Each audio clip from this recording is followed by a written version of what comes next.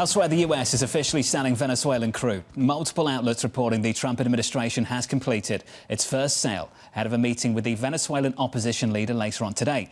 Harold Hamm, the founder and chairman of Continental Resources, the largest privately held oil and natural gas producer in the world, joins us now. I should add, Harold, American energy legend, pioneer of fracking. Going to make you sound like a sports star. It's good to see you, sir. I know you had a meeting with the president just last week alongside other energy executives. Can you give us your impression of what things sounded like and the opportunities available in a place like Venezuela?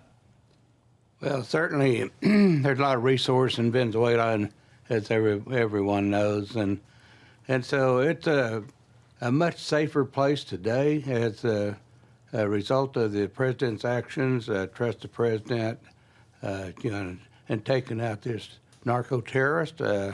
It's a great move in this Western Hemisphere, and good things will come from it.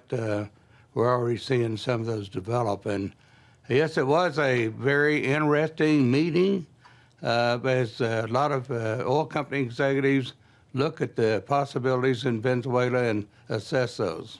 Harold, are you looking at the possibilities? How interested are you in bringing Continental to Venezuela? You know, as told the president, Continental has a policy of, first of all, looking at these market entries into wherever we go.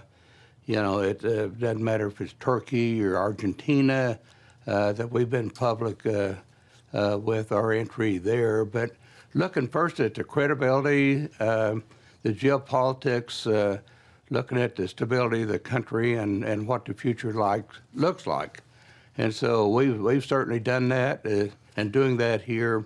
But first of all, look at the rock quality and whether it's worth going there, period, from a resource standpoint, and Venezuela meets that criteria. But, look at the overall geopolitical situation, what that's going to look like in the future. So that's what I've, related to the president. And I think a lot of other executives did the same thing. Harold, what about looking at the price of oil and where it sits right now? What oil price do you need to see in order to, say, have this adventure in Venezuela than just drilling more in the United States? Well, we say that the best cure for low prices, is low prices. It cures it and brings the price back to where it's sustainable in the future. And certainly you can't produce crude below the cost of production, and we know that, and certainly it's very cheap. And we think some things ought to be done in the U.S., like refilling the SPR, for instance. While crude is so cheap, we ought to be doing that. China's doing that. They're ramping up their storage to 2 billion barrels, and the U.S. should be doing things like that while we're in this cheap market. Do you have an outlook on where prices are going, given the fact that we do see we're going to be in a glut? There are these reserves in Venezuela, but at the same time, there's geopolitical concerns in the Middle East. There's a lot of geopolitical risk in Venezuela. Certainly, we've seen companies. Darren Woods said Exxon had been there twice and been nationalized. You don't want to go there and spend a lot of money and see your assets go away when nationalization occurs. So, there's got to be guarantees against that.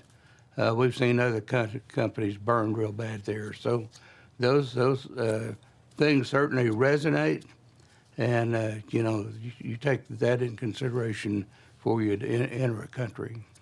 Are you concerned that the development of Venezuela, that the focus by the U.S. on more supply from OPEC will hurt the U.S. shale industry significantly over a longer period of time?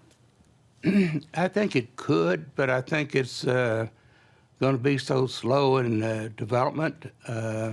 It's going to take a long time. This is rough material that comes out of there. It's, basically bitumen, tar, 9-degree gravity crude. It takes a lot of upgrading to get it to where you can market it. And in fact, even move it. It requires diluent, condensate mixed with it, to move it. So there's a lot of challenges, a lot of resource, but a lot of challenges. So it's not going to come on very quickly. So I think as far as the risk to American crude, there's a lot of risk in the world, but I would say that's a lower risk than a lot of people are imagining.